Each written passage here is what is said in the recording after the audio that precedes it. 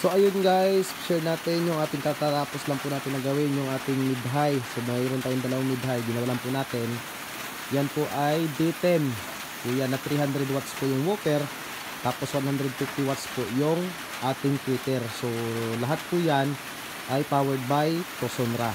So Tosonra po kasi ay talagang friendly budget meal.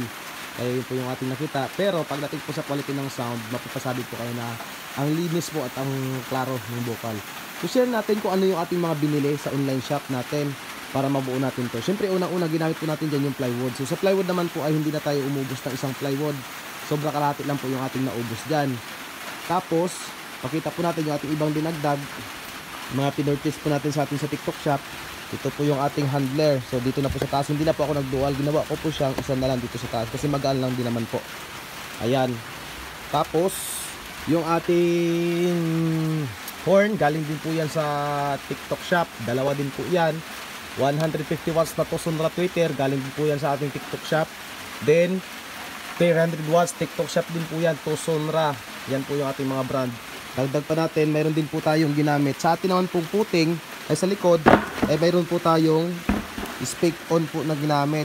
So dalawang spake on po, pero mayroon siyang thread type po yan na connection ng speaker. Tapos sa ating puting, hindi po tayo gumamit ng corner guard. Ang ginamit ko po dyan ay rubber puting. So yan, nandyan din po yan sa ating TikTok shop. Mura din po yan, puro budget meal po yung ating pinili dyan. Tapos siyempre, hindi naman po pwedeng ilapag-lapag lang kung saan. Meron din po tayong plunger. So yan, metal plunger mga guys.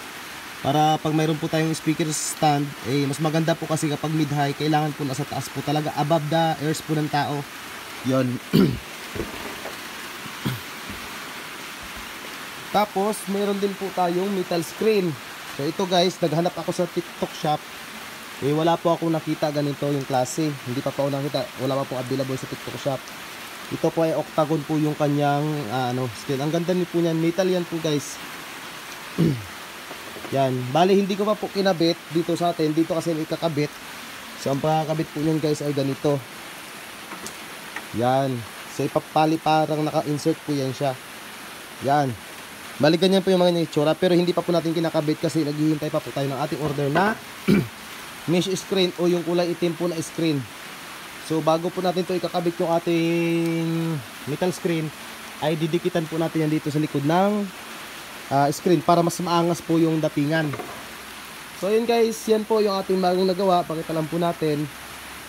Ilalagay po natin dyan sa link po natin yung total po ng ating ginastos. Tapos yung link din po ng ating mga product. Yun lamang po. Thank you so much.